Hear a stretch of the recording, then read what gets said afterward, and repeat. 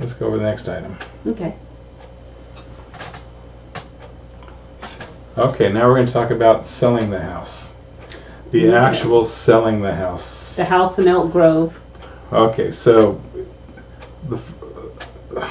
one of the first things really was finding a realtor, and we had so many family and friends and stuff that either were realtors or new realtors they wanted us to use, and I felt like anybody we choose is going to kind of offend or maybe hurt somebody else's feelings. So what we did, we had a realtor up here where we're at here in Idaho, and his name is Chad. Hi, Chad, if you're watching. He's with Keller Williams. Yes, really good guy. Chad is a great guy. He's a great real estate agent. So we had him recommend somebody in his outfit. Keller Williams down in the Sacramento area. What he did is he put in, I guess they have like a database or something, and he put in saying, hey, I have a client who is looking to sell a house. They want to buy a house here, but they're looking to sell a house down there, and got us in touch with Chris Kelly and what? Kyle. Chris Kelly and Kyle both, and with Keller really Williams down people there. They were wonderful. Oh my gosh, they're wonderful. It was really cool because when we moved up here, like the week we moved here, Chris and Kyle were both here in our town. So we weren't home at the time they came by, but they came by our house. So they didn't get to see the inside, but they got to see the outside. You know, they could look over the fence in the backyard. It didn't offend us because we know Chris and them. Yeah, they're good friends. We still keep in touch with them on occasion, but they're really, really good. So if anybody's looking for a real estate agent, as Dave said, we had a lot of friends and family who sold real estate, or they had friends who sold real estate, and they made recommendations, and they're all great people, but we just didn't want to mix business with pleasure. So we didn't want to mix our friends and family with the people we're doing business with. Right. So hope didn't hurt your feelings, but yeah. Yeah, it's because we like you and we like our relationship with you, because if something were to happen and things would have gone sour, then you know what? I haven't just lost my real estate agent, I just lost my friend. Or maybe, now I'm at odds with a family member. And we didn't want that. We wanted to make sure whoever we did business with, it was a business transaction. But even then, we became friends with them. And we still, like I said, we still will text them, hey, how's it going? And they'll text us, hey, how you doing up there? How's the weather?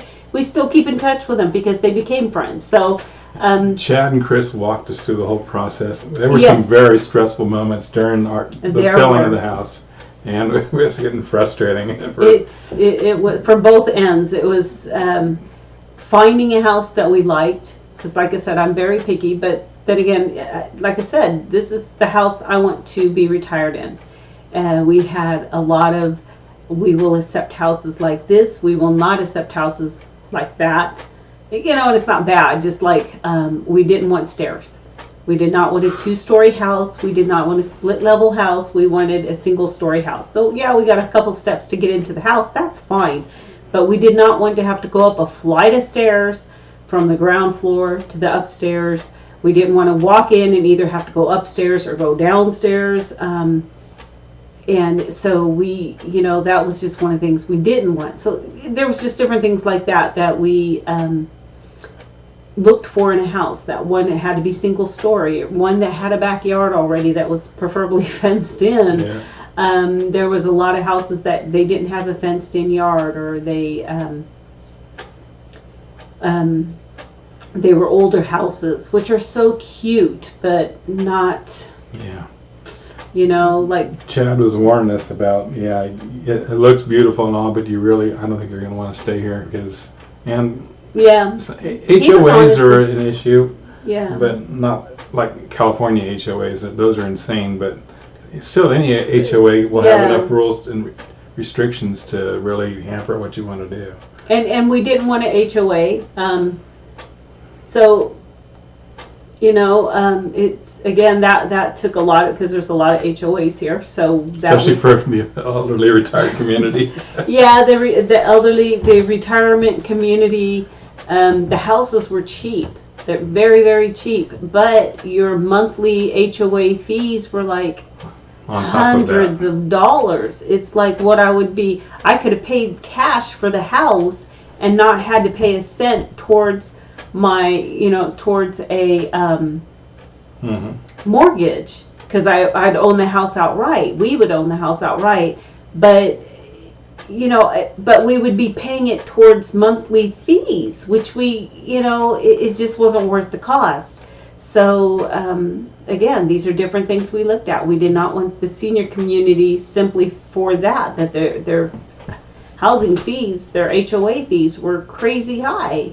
Yeah. So it just wasn't worth it to us to live in a.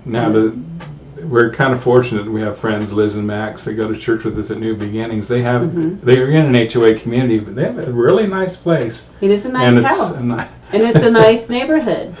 But they have rules about cats. You want to tell your little story from Wednesday night? So Wednesday night we were at their house doing a group Bible study, and I look out this window and there's this cat staring right at me. And I thought maybe it was Liz and Matt's cat. And I asked them, do you have a cat? They says, no, we're not allowed to have cats here. They can have a cat, but the cat has to be indoor only. Cat's not allowed outside. They said, but people get cats and then they kind of let them be outdoor cats, and then they're running all over the place. But it was just kind of freaky, just turning my head and looking out this window, and there's this cat just staring right at me. And it's like, okay. But, again, we have a cat. It's Kaysen's cat, but she's not an outdoor cat, but she does like to follow us outdoors. So if I were to go in the backyard, a lot of times I'll go back in the backyard and sit. It's a nice, beautiful garden type backyard. And I'll go out there and sit, and I have a rocking chair, and I'll sit out there and rock in my rocking chair and read a book. And she's out there laying in the sun, enjoying the sunshine. So is the dog. We have offline Odin, so he'll be out there laying and enjoying the sun and stuff like that. He's offline right down here right now. Yeah, he's offline on the floor next to me here. But so we just it was just very.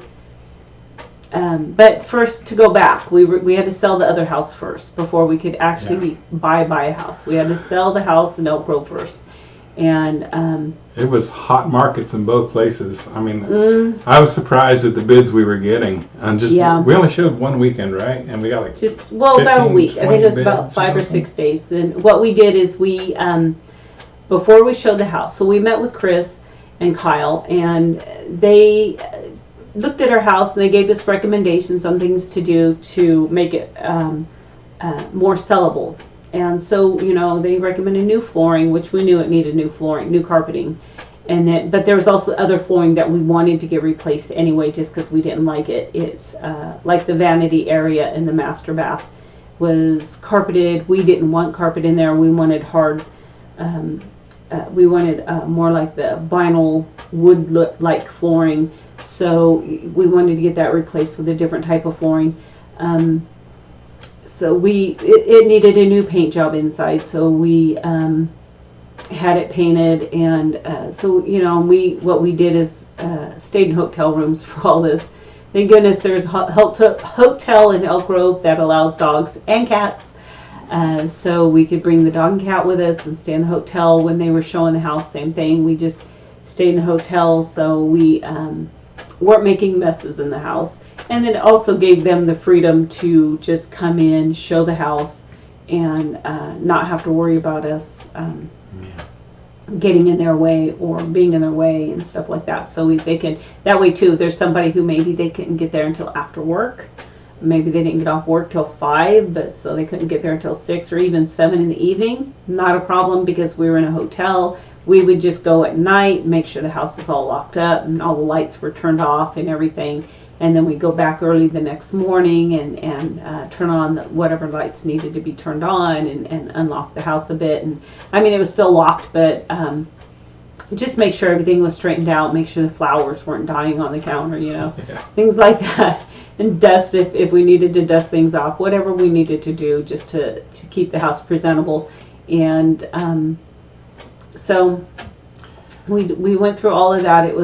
That was our springtime this year, just taking care of all of that, getting the painting and the new flooring and the showing of the house, and then after the showing, dealing with the offers. And Kris was, again, they're really they work as a team.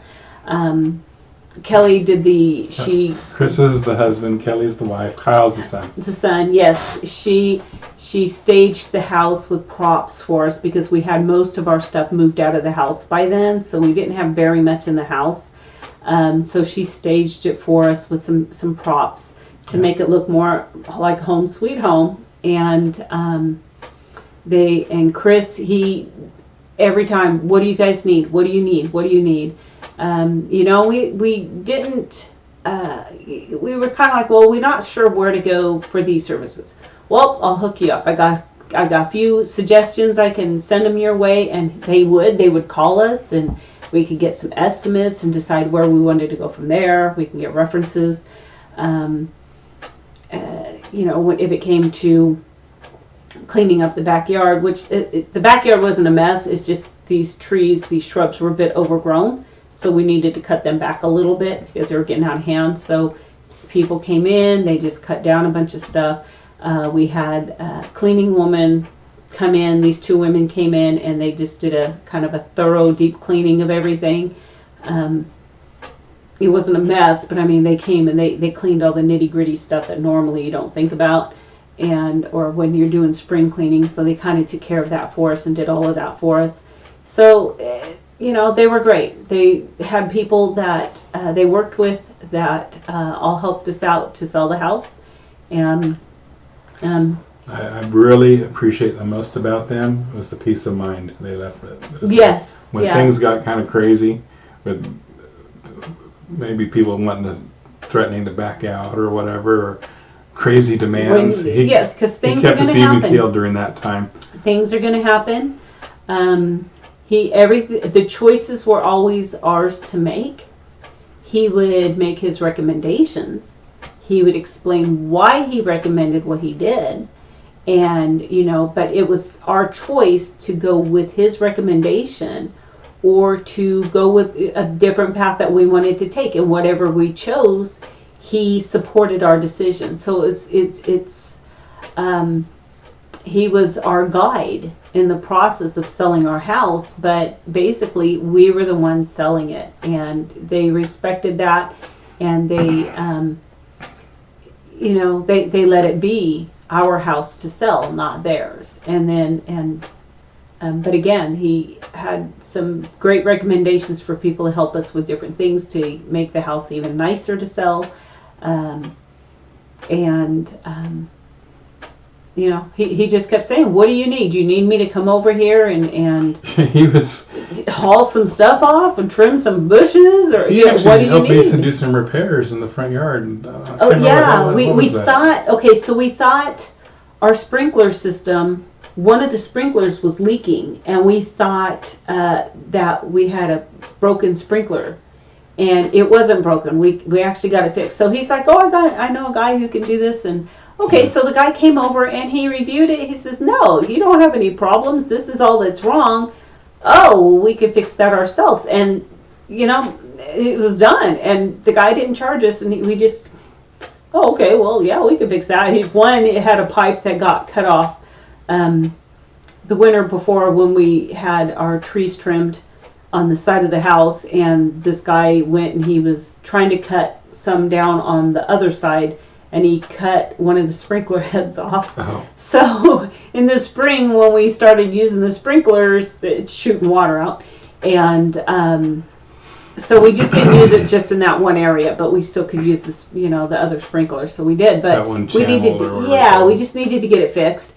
And he came over and he brought the cap and the glue and he glued it and fixed it himself. So it's like the real estate agent did that. So again, it's the Vogt, VOGT. If you're in the Sacramento County area, They're out Keller in Wilton Williams. with Keller Williams. Yeah. Look them up. Good people. Yeah, they're a really, really good team. It's nice because you didn't get a real estate agent, you got a whole team working on your house and helping you to sell it. So it was really, really nice that we got that.